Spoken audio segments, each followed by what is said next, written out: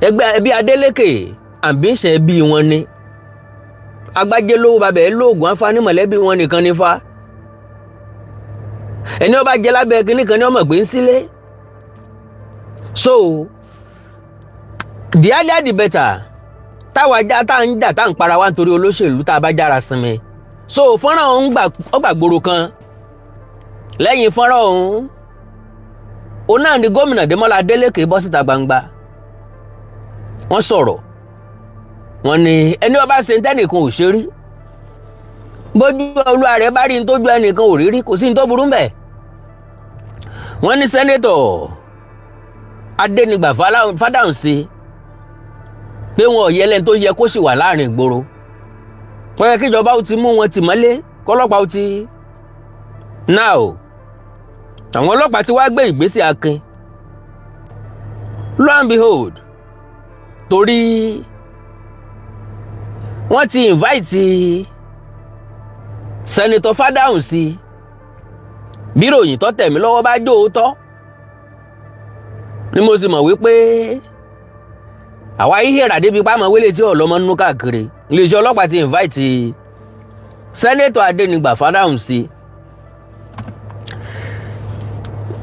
So àwọn fídíò ń bẹ tá play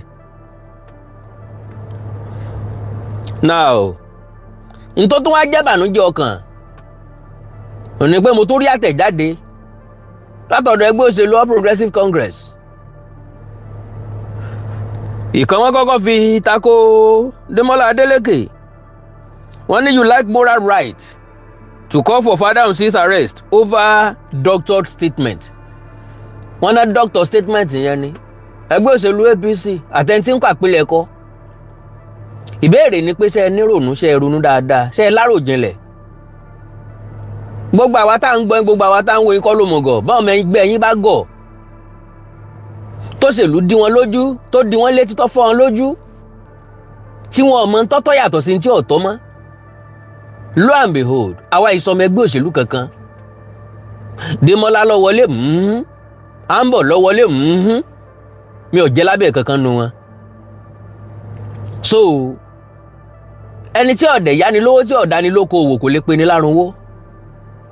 ilé táwa mọ̀ ní pé kán jẹ́ kálàáfíà ọjọba nípínlẹ̀ Ọ̀ṣun ẹni ó wù kó wọlé kó sá ti mú dàgbàsókè bá lù ú. wọ́n bá ní Démọ́lá Adélékè ò ṣe dáadáa lẹ́nìkan ṣe fẹ́ wá kó ń tàn ó wá tún ṣe kó wá gbé ibi tí Démọ́lá bá dé. báwọn èèyàn bá dẹ̀ wò ó pé Démọ́lá náà làwọn fẹ́ kó tẹ̀síwájú àhóyí òkú tí ì ṣe tẹni ọjọ́ tọ̀fọ̀. ilé ìtawà ń sọ ni pé ẹ má pààyàn mọ́ nílẹ̀ yìí everybody have right to live gbogbo èèyàn pátápátá ló ní ẹ̀tọ́ láti wà láyé láti wà láàyè.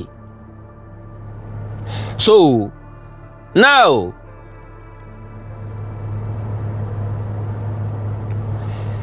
Senator Adénígbà Fádàùnsí wọ́n ti dọ́dọ̀ àwọn ọlọ́pàá nílùú Òṣogbo. The senator representing Osun East in the National Assembly, Francis Fádàùnsí, has arrived at Osun State Police Command headquarters in Òṣogbo following his invitation by police authorities for interrogation. So the lawmaker arrived at about 2:35 p.m.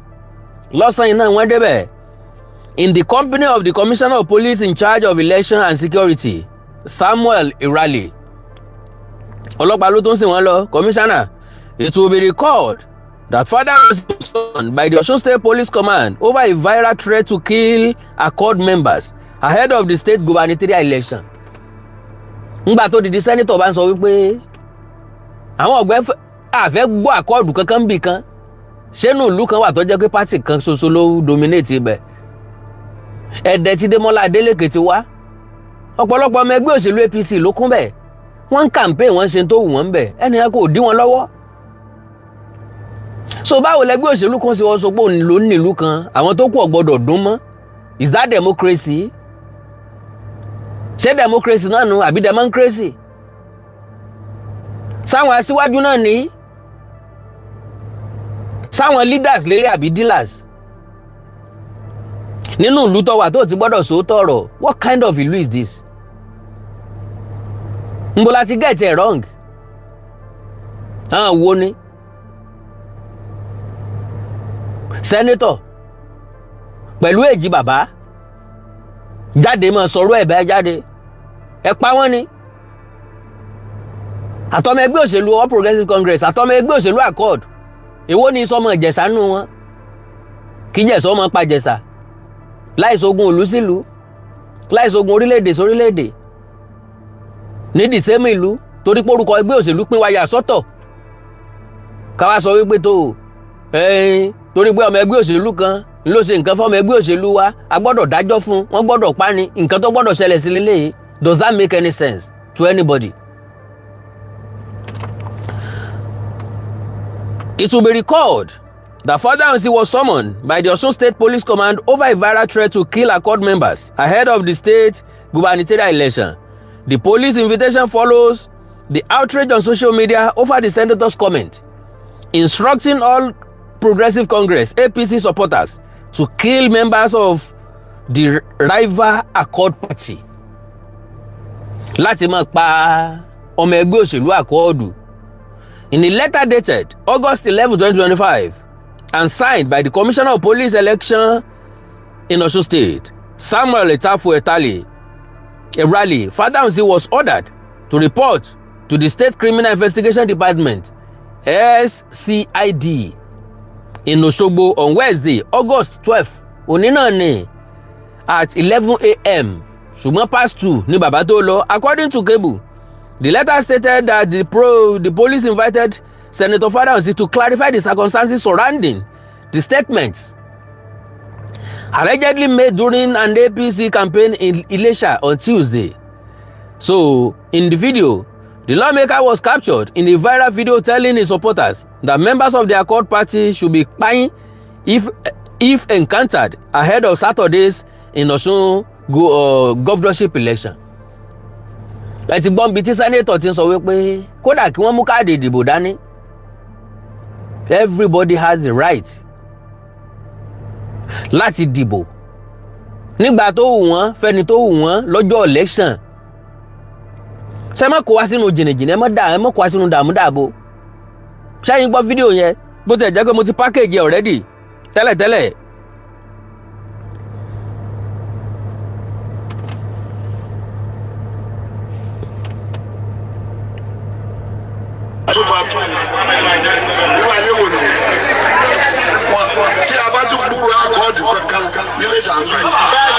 Ṣé gbọ́rọ̀ báyìí? Tá bá tún gbúrò àkọọ̀dù kankan nílé Ṣàmbí yìí, tá bá tún gbúrò àkọọ̀dù kankan, sọ́dẹ̀ ń pọ̀dẹ̀ jayé ni. Ta ló sọ fún ọ pé ẹgbẹ́ òṣèlú kan ni wọ́n ní Iléṣà tàbí ẹgbẹ́ òṣèlú kan ló wà lọ́sùn? Kí làbùrọ̀ dápayà sáwọn ẹni ẹlẹ́ni láyà? Tẹ bá mọ̀ pé ilé wọlé ẹ ṣiṣẹ́ ọwọ́ yín náà o. Àná tó ń sọ̀rọ̀ yìí close pa Adémọ́lá Adélékè ní tẹ́lẹ̀tẹ́lẹ̀, ìjà wá dé Onídòwe. Ṣé irú òṣèlú tá ń practice ní Nàìjíríà náà nu? Ní pẹ́nu ọ̀gbọ́mọ jẹ́rí kò yí respective of ọjọ́ orí. I'm asking father Senator Adénígbà Fádàùnsí, kí ni tí bàbá yìí tún fẹ́ achieve mọ́ láyé? Kí ni tó tún kù wọ́n tán tó fẹ́ ṣe? Is he governor or president with his age? Because merely looking at him, senator yìí ti máa lé ní 70 years. Kò sí ibi tí kádàrá pín wọn dé tán ò tí ì dé. Kò sí táyàn mọ́ ní kí wọ́n wá dà láyé tí wọn ò tí ì dà. Kí wá ló dé? Ẹ cross carpet, ẹ kó lẹ́gbẹ́ òṣèlú PDP, ńgbà tó fẹ́ wó ẹ bọ́ sí APC. Loyalty ń bẹ lóòótọ́, ṣùgbọ́n loyalty lòdìwọ̀n. Kò sí loyalty tó máa mú mi against ọmọ ìyá mi. Kò sí loyalty náà tí ó mú mi kọjú ìjà sí ẹni tá a ti jọ ń ṣe é bọ̀ torí pa change ẹgbẹ́ òṣèlú.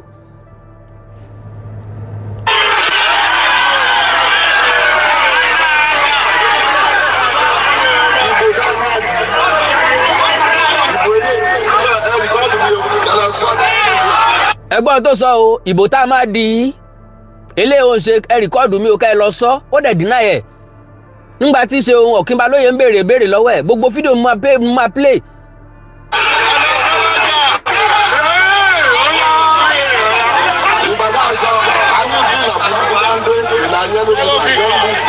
now ìgbà tá a sọ a ní fìlà burúkú tí wọ́n ń dé fìlà yẹ́lò. fìlà ẹranko. fìlà ẹranko àgbàlagbà ló ń sọ̀rọ̀ yẹn o. èló ló ti rí tí èébù ti pa. lẹ́yìn ẹ̀yìn kọ́ ní gbogbo àwọn náà pa yìí. so àti dé àti wá sọ fún yín títí dọjọ́ ìbò tí a bá rí wọn ó pa mí o. ẹ gbọ́ nǹkan tí wọ́n sọ títí dọjọ́ ìbò tá a bá rí wọn pípa ní o. àwa ò lè máa wò wọ́n dẹ̀ ni wọ́n dọ́kítọ̀ fídíò ni ńlẹ́jọ́ gbọ́ yìí náà o.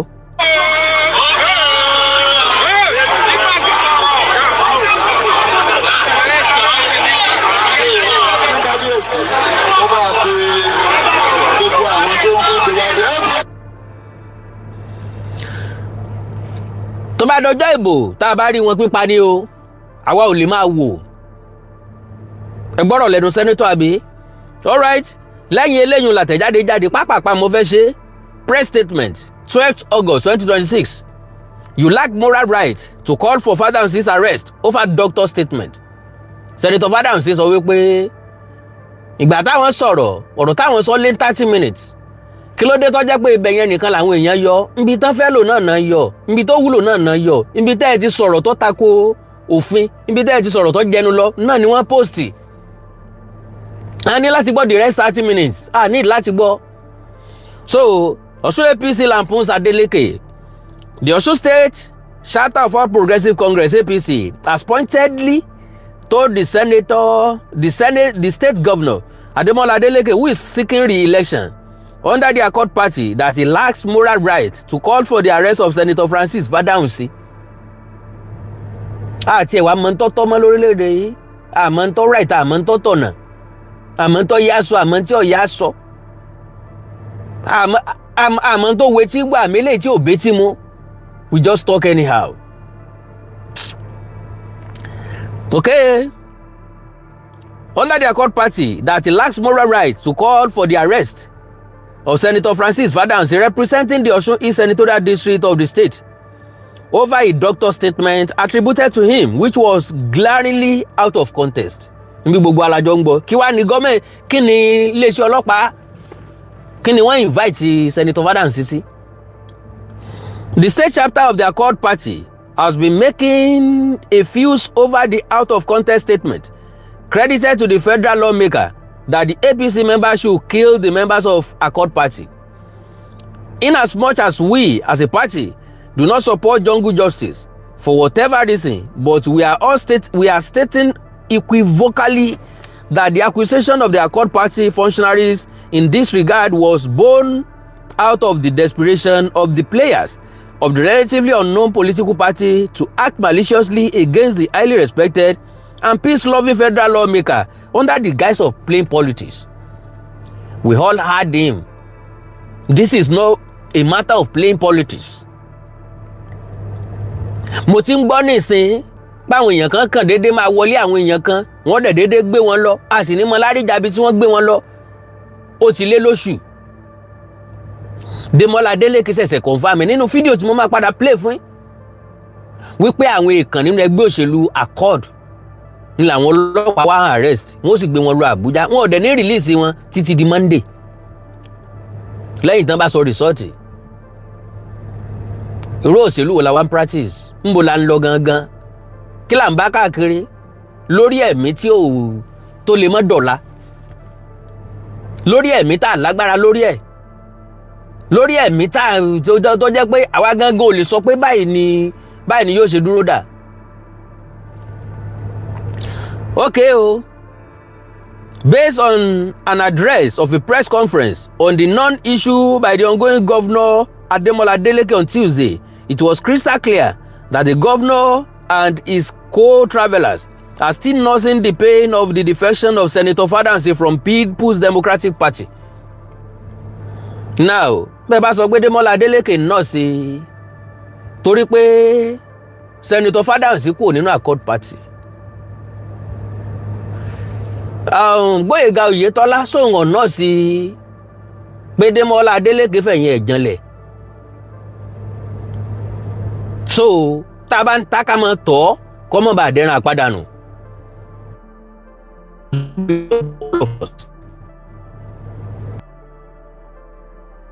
kéwúrẹ́ ọmọ dọ́sù jẹ lọ́wọ́ ẹni gbogbo ayé rẹ tán torí pa fẹ́ dìbò gómìnà torí pọ́ ẹ̀yìn wa gbogbo àwọn tí ń díje lónìí wọn ò kù ń jọ àwọn ọmọ tí wọn ò tí ì bí wọn wàá jẹ gómìnà ìpínlẹ̀ Ọ̀ṣun clayton fẹ́ fi rẹ́kọ̀dù tí ò dálẹ̀ torí ipò òṣèlú ṣe torí pa fẹ́ sìnlú náà lélẹ̀ àbí torí pa fẹ́ sinra wa torí pa fẹ́ kówó jẹ torí pa fẹ́ no àwọn èèyàn ló máa ń chùsọ lórí wọn ẹ ń bá tẹ̀lú lọ́rùn ní ẹ jẹ́ kí ló dìbò fún ó ṣe wá di tìpátìkúùkù gbogbo ọgbọ́n àtètè tí kálukú yín mọ̀lẹ́ ti sán eléyìí tó sáìtẹ́ ìtọ́ dá wa lójú ni pé ẹ tàbò wọn ó sì ràbò yes àbí wọn tàbò ẹ̀yin náà ràbò ẹgbẹ́ òṣèlú gbogbo ẹgbẹ́ òṣèlú ni ó tàbò especially APC at accord reality accord ó fa àwọn èèyàn lówó àwọn èèyàn gbà APC ó fa àwọn èèyàn gbà because ebi ti pa àwọn èèyàn kọjá àyè bàbá dẹ̀ ń try láti sọ fáwọn èèyàn wípé owó tẹ́ ń gbá yóò ní gbọ́ bùkátà yín wá ní ibẹ̀ ni ó jókòó sí àwọn ò lè káwọn mọ̀ gbà o for how long ọjọ́ wo ìgbà wo la fẹ́ ṣe lè dà ṣé bá ṣe mọ bá lọ náà nu àwọn olóṣèlú wọn mọ rẹwà jẹ ti leternity. Okay o as if that wasn't enough the recent adoption of our governor candidate Aṣíwájú Muyideen Bọ́lá Oyèbánjí à ń bọ̀ by the former governor Olagunsoye Oyinlola, former secretary to the state government Alhaji Fatai Akinbade, former Southwest deputy chairman of the PDP Alhaji Tajudeen Oladipo, who also at the time functioned as state commissioner for finance under the administration of former governor Oyetola, were part of the reason why the sinking governor is not sparing any object to bring down his real and perceived enemies. The sinking governor. Ṣe jó sink kárí pọ́ fẹ́ sink ẹgbẹ̀tàlá propaganda kò lè sọ ẹnìkankan di gọ́vnọ̀ ẹgbẹ̀tàlá propaganda kò lè mú èèyàn kan kúrò nípò gọ́vnọ̀ faith wa la máa dì mú tó bá di Saturday ẹnìkan ó joyè ẹnìkan ó jẹ gbèsè ẹnìkan wọlé ẹnìkan ó fi gbé bọnú n táwa ń sọ ni wípé kẹ́mi ẹnìkan kọ́ mọ́ bá lọ ẹ dìbò wọ́ọ́rọ́wọ́ ẹ já dìbò wọ́ọ́rọ́wọ́ kẹ́ńtọ́ bá wọlé kọ́ wọlé kẹ́ńtí ó bá wọlé ó gbà kámú antecedent ni ẹ jẹ́ kó ṣiṣẹ́ ń bẹ̀ kí ni iṣẹ́ ìríjú à ń bọ̀ tí ó fi wọlé kí ni iṣẹ́ ìríjú APC tẹ́ fi nígbàgbọ́ pé máa wọlé kí ni iṣẹ́ ìríjú Démọ́lá Adélékè tí ó fi wọlé kí ni iṣẹ́ ìríjú ẹgbẹ́ àkọọ́dù tán fi mọ̀ pé àwọn wọlé eléyìí ò ní kẹ́ ẹ ṣiṣẹ́ lé lórí jàgídíjàgan kọ́ tìpátìkúùkù kọ́ ó wà very very unfortunate. So now Oyinlọlá o Akínbádé o Ọládìpọ̀ o kìnnì kankan o wọ́n kéde àtìlẹ́yìn wọn fún àǹbọ̀ ó fine now ẹni bí ọba wù yàn lèèyàn máa ń lọ nítorí bá wù kálukú ni kálukú lè ṣe ṣùgbọ́n lọ́hùn Elédùmarè ló ní final say anybody ló lè wọlé láàrin wọn sẹ́ẹ̀ anybody lèèyàn lè kéde àtìlẹ́yìn fún ẹni tó bá foolish ni ó nígbẹ̀kẹ̀lé nínú èèyàn pé èèyàn kan ò lè ṣe báyìí àbí èèyàn kan ò lè ṣe báyìí. Based on the recently developed hostile actions and inactions of the visibly embattled Governor Adeleke, it is not against shame to observe and conclude that desperation has. So n tí wọ́n sá ń gbìyànjú àti sọ́nbẹ̀ ni pé Démọ́lá Adélékè kò ní right láì sọ pé kán arrest Fádáhùnsí all right wọ́n bèèrè ọ̀rọ̀ lọ́wọ́ Fádáhùnsí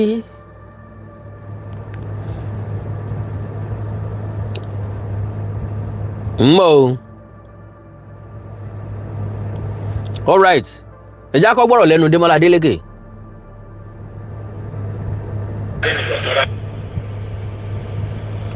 We have credible reports that a police signal has arrived in Osun directing immediate arrest of Accord party leaders. Ẹ gbọ́ báwọn police signal wọ́n ti dé sọ́sùn ńgbò wọ́n ti wá látàbújá àwọn eléyìí tó wá o wọn ò wá torí ẹni tó bá ṣe jàgídíjàgan, wọn ò wá torí ẹni tó bá fẹ́ ràbò, torí àwọn èèkàn nínú ẹgbẹ́ òṣèlú Accord ni wọ́n ṣe wá. wáì sáyé sọ̀rọ̀ tá à ń gbọ́ sóòótọ́ ni, ṣé bẹ́ẹ̀ ló ṣe rí àbí ò rí bẹ́ẹ̀? àwọn kan ní ààrẹ Bọ́lá Tinubu wà too desperate láti gbọ́sùn by fire by force. àwa wá ní kò yẹ kó lè rí bẹ́ẹ̀, torí kò tí Bọ́lá Tinubu wà Tinubu ọ̀mọ̀ pé òun ò dé bẹ́ẹ̀, orí ló gbé dé bẹ́ẹ̀.